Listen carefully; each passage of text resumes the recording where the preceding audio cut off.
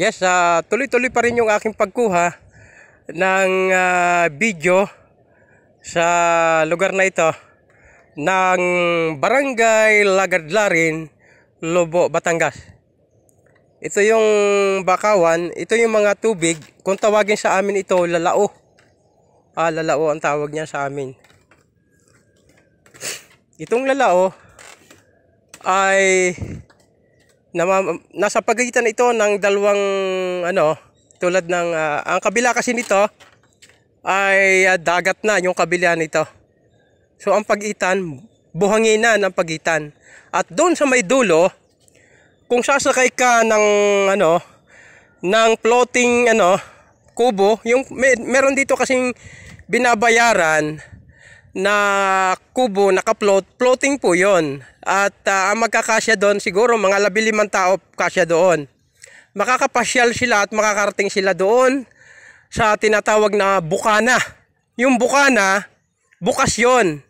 At 'yun ay kung bakit pumapasok dito ang tubig sa loob, kasi bukas yung bukana na nag-uugnay sa yung tubig nito, yung lalao at saka yung dagat. Kaya pumapasok yung tubig dagat dito sa loob. Yan. Kasi bukas nga yung yung bukana. So makakarating ako ron kung sasakay ako ng ng floating kubo. At may bayad 'yon kung sasakay ka ron. Kaya kung yung mga minamahal kong mga taga-subaybay na nais pumunta rito at makita ang view ng live, ay siyempre, ugnayin nyo ako kung gusto niyo makarating dito. Oo. At yan na nga. Maraming pasyalan dito. Hindi lang ang bakawang ito, maraming beach resort dito. At marami ding mga cottage na matitirhan dito. Pwede ka mag-overnight dito. Oh. Kahit isang buwan pa. Pwede.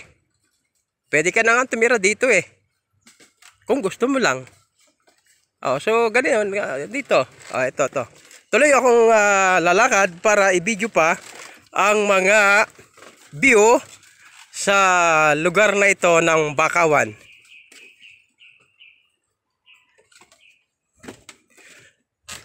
Utay ako maglalakad patungo doon sa iba pang mga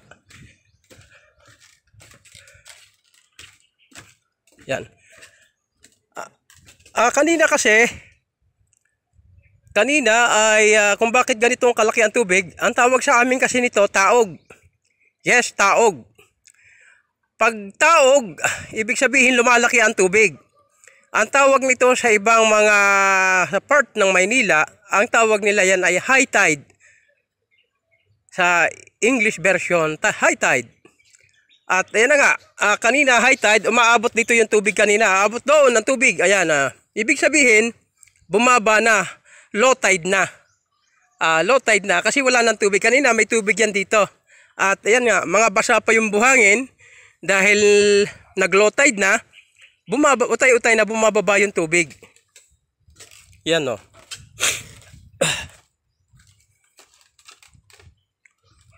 Ayan mga nipa, halos napakalalim yan. So, abot pa ron. Meron pang doon meron pang bangka doon sa banda ron na tatakpan lang ng sa nipa o nipa. Ayun. So, tutuloy ako. Lalakad pa uli ako para sa ganon makita pa ang ibang view.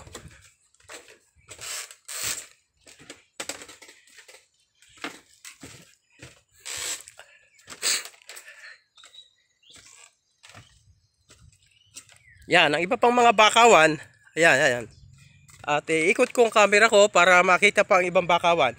Yan. Tawag sa amin yan, pipisik. Yung bakawan na yan, pipisik. Ayan, malalaki ang sanga. At napapaligiran ito ng napakaraming aroma. Yung aroma ay dalawang klase ang aroma. Katulad ng aroma Espanya. At ang aroma Espanya ay Napakaraming tinik nun. At yan ay pagka nakatinik yung aroma Espanya ay napakahapdi. Samantalang itong aroma Tagalog ay masakit din. Kasi matutulis ang malalaki ang ng aroma Tagalog, malalaki yung mahahaba yung yung tinik niya. So parehas siyang aroma. Kaya lamang yung aroma Espanya, makuan ang tinik nun, masinsin ang tinik nun. Ito, tiikot ko pa rin yung aking camera. Yan. Ayan.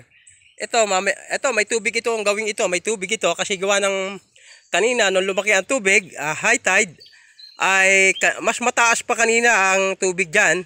Ngayon, utay-utay nang bumababa hanggang sa mawala ang tubig dito. Dahan-dahan siyang kumakati o naglo-low tide. Eto, iikot ko pa muli ang aking camera para makita pa ang iba pang mga view.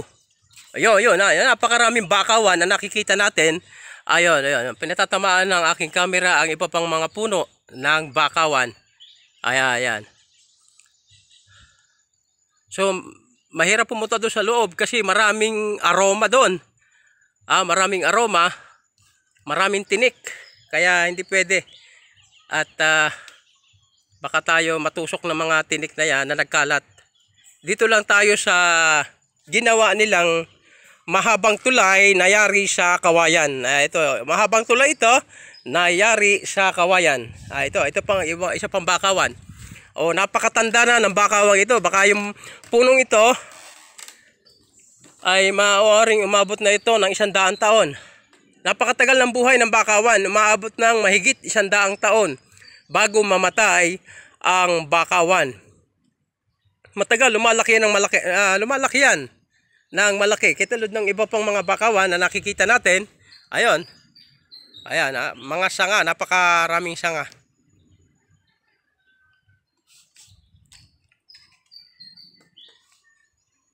Yan, at maraming salamat. Thank you for watching. Mabuhay po mga minamahal kong mga taga-subaybay.